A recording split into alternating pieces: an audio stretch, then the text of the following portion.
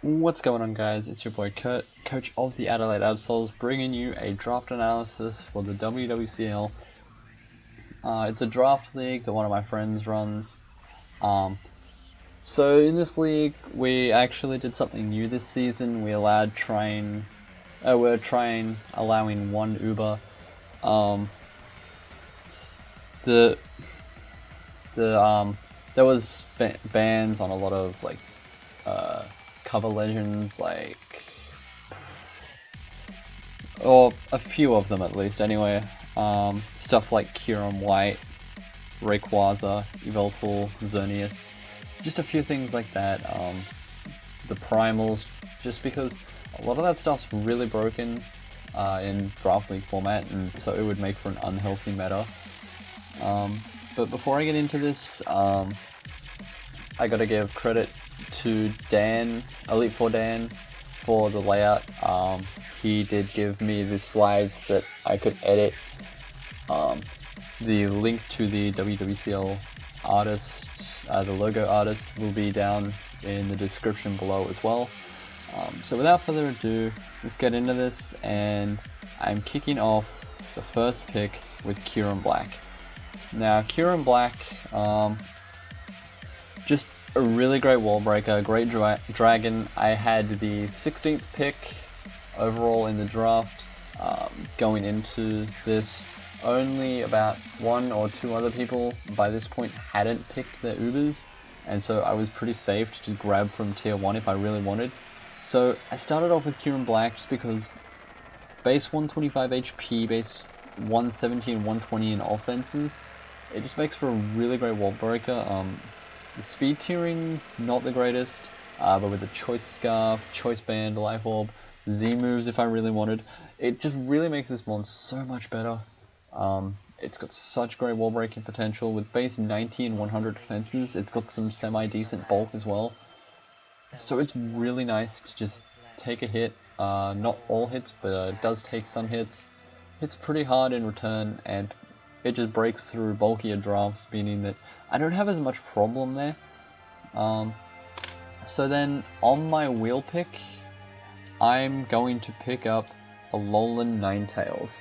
Now this was a really annoying one for most people, just because Veil with that base 109 speed stat just means that I can get up Veil pretty safely versus a lot of drafts. It may faint the next turn, just being killed with chip damage and stuff, but being able to get up Hail, getting up the Veil at the same time, meaning that I can make Kieran Black even bulkier, I can make Ubers even bulkier, I can make Megas bulkier, I can just make my whole team bulkier with Aurora Veil. It's got great support with Heal Bell, Will-O-Wisp, Nasty Plot for offensive purposes, Blizzard that'll never miss in the Hail. I can run Icy Rock to extend the Hail and just get more chip damage off on things, or I can run Light Clay to extend the Veil. I can run offensive sets like Scarf or Specs. So going into the next round, I decided I wanted to pick up my Steel type, complete the Dragon Fairy Steel core, start any other cores with dual typings. It was just, I needed to pick up a Steel type on the third round of the draft, so I decided that I would go with Heatran. Now Heatran, giving me that Fire Steel typing, the Flash Fire, meaning that Ninetales is a pretty safe switch in.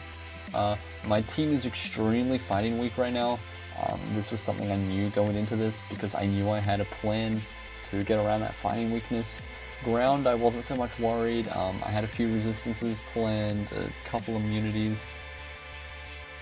So the dual ice first round core being covered by Heatran with its fire type, Fire Steel, meaning that Steel type super effectiveness is pretty much gone with 4 times resist here. This is a really great support mon with Taunt, Magma Storm for trapping, Toxic, Stealth Rocks, Raw. It can phase things out. It can run offensive as well with stuff like Fire Blast, Earth Power, Flash Cannon, Ancient Power, Dragon Pulse. It gets a lot of coverage. I can do a lot of stuff with this. I can run a lot of different sets, especially with its base 130 special attack. base 106s in both defenses, meaning it's relatively bulky and it hits pretty hard. Even uninvested Heatran can hit really hard.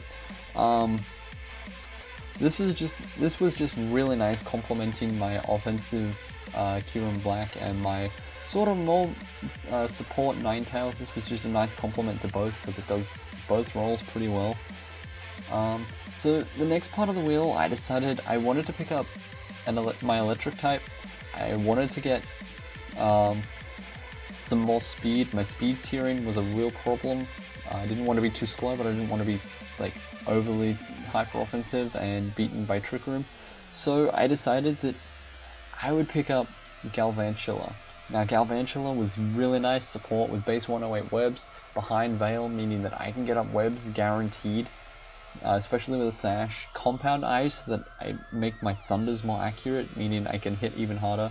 Base 97 special attack, semi-decent, hitting pretty hard. It can run offensive as well if I really wanted to. Webs is just really nice support for this team, meaning that Kyurem doesn't need a Choice Scarf to outspeed things. If I feel like I do need a Choice Scarf though, I can run Scarf plus Webs, meaning that really nothing outspeeds except for flying types that are faster. Stuff like Mega Aerodactyl, just stuff like that, Mega Charizard, just a whole heap of stuff like that. It was really nice. It gives me a lot more play having webs, being able to slow stuff down, meaning that I can get the momentum I need if they have to defog. It just gives me turns to outspeed, stuff like that. It gives me nice momentum with Volt Switch, and it's a nice ground resist, which is something I didn't have. And it's a nice fighting resist as well. So I'm starting to cover that fighting weakness that I've started to stack up. On my next wheel, I decided that I wanted to pick up my grass type. I needed a Levitator, just because I needed to be immune to ground. Resistances weren't going to cut it when you can just run coverage moves for that. So I definitely needed immunity, so I went with Levitate grass type. And that means that it left me with Rotom Mow. Now, Rotom Mow is really nice because it's got semi-decent bulk and offenses with 107, 105, 107. It's not got the best HP or speed, which is unfortunate, but this can run a really nice Choice Scarf or Choice Spec set. It can run Trick. It can run a more bulky defensive set with like Will-O-Wisp Pain Split and stuff like that. Unfortunately, it's not the best to deal with defensively, as it only gets Rest and Pain Split as its reliable recovery, which isn't really reliable in Pain Split, as the lower you make your opponent's health, the less you're going to get back. So it would have been better if it had some other way of recovery, but unfortunately it doesn't, but you make do. This is more momentum with Volt Switch. The fire weakness is still stacking up, but thanks to Heatran, I am resisting that. I have a really big fire weakness so far. Heatran's my only my only immunity. I do have another two resists on my draft, but that's about it. So to complement this and complete my fire, water, grass core, I decided that I wanted to pick up my Mega. With offensive being something that I really wanted to do and a more bulky offensive draft, I decided that I would go with Mega Blastoise. Now Mega Blastoise has ridiculous bulk and ridiculous offenses. Base 79 HP with 120, 115 in defense and special defense. It means that I can take a lot of hits here. And with base 135 special attack, I'm doing a lot of damage here. It's really nice to just, hit things super hard. It gets Rapid Spin, which is something I was lacking with only default Rotom. Hazard removal was really going to rack up on this team. So getting a spinner was really nice. It can hit super hard with like stab Hydro Pumps and Water Pulses and stuff. Dragon Pulse is really nice to deal with other dragons so that I'm not relying fully on Ninetales and Kyurem to beat them. And with like Flash Cannon and stuff, it's got really nice coverage. It's just really nice to cover everything. So I decided that with what I had next on my plan, that I could get away with grabbing this about round 6-ish, just because I knew that it would last to round 6 or close to, with the way people were drafting, and most people had their water types, so I decided now was the time to grab my water type. It's just really nice and really complements this draft. So next up, I decided I needed a fast poison type that was grounded so that I could remove Toxic Spikes if someone decided they wanted to try and Toxic Spike this team. I had a grounded poison to deal with that. So I went with Salazzle. Now Salazzle is really nice with base 117 speed, 111 special attack. It's not the bulkiest, it's just a fast offensive Pokemon. I can run Life Orb, Fire Blasts, and Sludge Waves and stuff, and it really hits hard. A lot of the Ubers, even if they do resist, they take a lot from a +2 Sludge Wave, especially with a Life Orb, or if I run Poisonium Z or something, I can really hit hard. Unfortunately, I don't have Z moves on this. With the way the Z moves worked in this, I had to have a tier 1 and a tier 5, or tier 2, tier 4, etc, stuff like that. It was a really nice way to do Z moves so that you can't just have 2 busted Z move mons. But this thing, even with a Life Orb, does a lot of damage, and it's really hitting a lot of things hard. Next up, I decided that I needed a ground type. I didn't have an electric immunity. I had 2 resists, 3 resists, and 1 weakness to it. So getting a ground type wasn't super important, but it was super nice as like a rock resist and stuff like that. So I decided I would go with tier 5 Mudsdale. Mudsdale is really nice for bulk with base 100 HP and defense, and with stamina I can run a specially defensive set and boost my defenses, and really just be an annoyance with this thing. With its new Ultra Sun and Ultra Moon move tutors, it picked up Stealth Rocks with Rest plus Sleep Talk and stuff. I can run a Rest Talk set, I can run a Earthquake Toxic set, I can run Facade if people want to try and Toxic this thing. And this is just really nice. It's really slow, so I can abuse Trick Room with this thing. If someone decides they want to bring Trick Room, I can abuse that Trick Room with this. With Earthquake, it's hitting really hard with base 125 special attack. This is a nice bulky attacker as well. I don't really have much in the way of Clerics other than Ninetales Healbell, but this thing can deal with itself with Rest. It's got a really nice amount of coverage to Heavy Slam, Iron Head, Superpower, Rock Slide, stuff like that. So next up, with the way this worked, I had enough free points to pick up a tier 1, seeing as I went with a tier 2 Mega, I had enough points for another tier 1. But I decided I would go with a tier 2 here, since I used my second tier 1 on getting Heatran. So I decided I would pick up Buzzwole. Now Buzzwole is really nice for its Beast Boost. It's got really nice offense and defense. Especially it doesn't do much offensively or defensively, but physically it can take a lot of hits. I can run physically defensive and eat a lot of hits, even fire type hits. Not really flying type hits, but I can limp 1.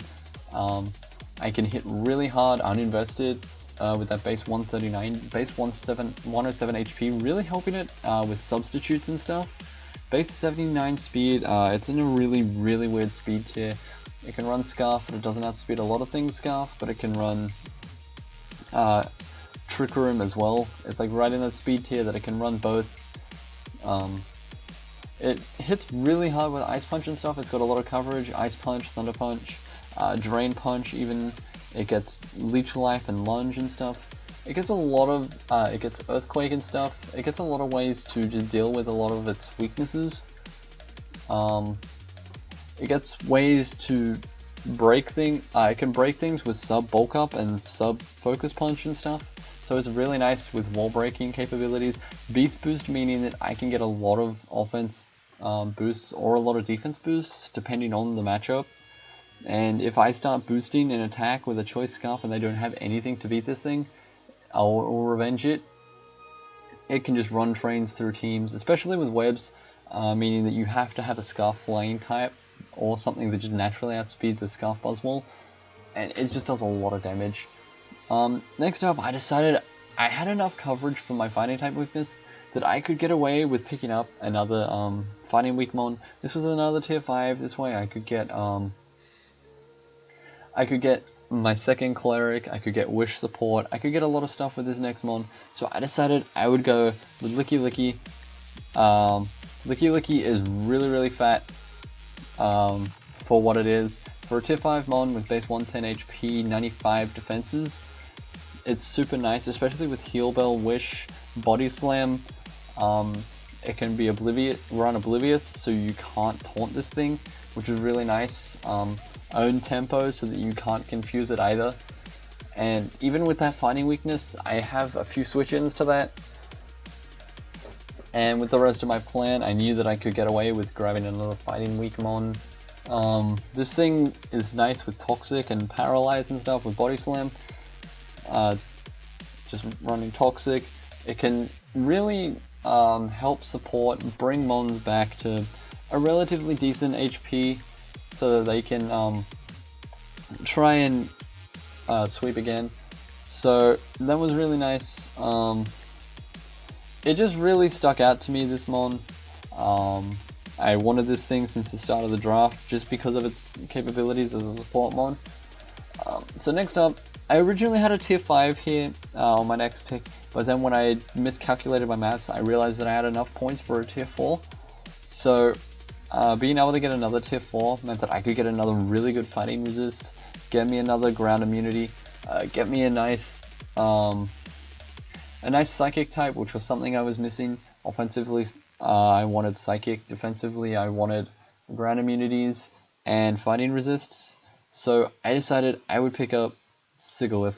Sigalith is really nice. I can run like a Flame Orb set and like Magic Guard and just burn everything. I can run a Cosmic Power set.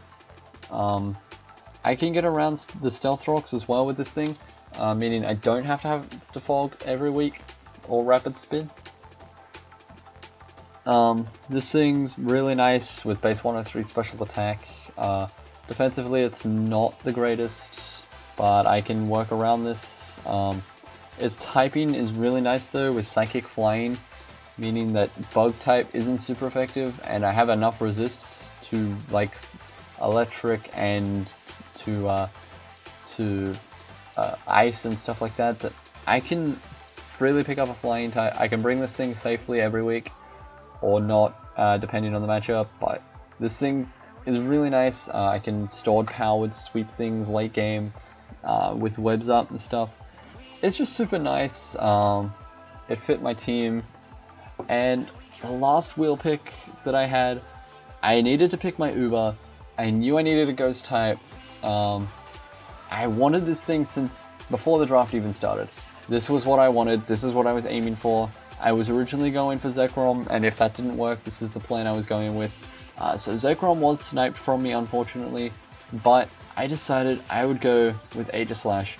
Aegislash is really nice with base 150 in both defenses, which when it switches to Blade form, giving me that nice 150 in both offenses. Base 60 HP and speed isn't the greatest, and it's really frail when it's in Blade form, but then King's Shield can put that back. I can run defensive sets like Sub-Toxic, which was specially defensive. It can also run stuff like Automatized Sweeper with Weakness Policy. It can do a lot of stuff. It's actually really versatile. It can run both physical or special. It can run defensively or specially defensive.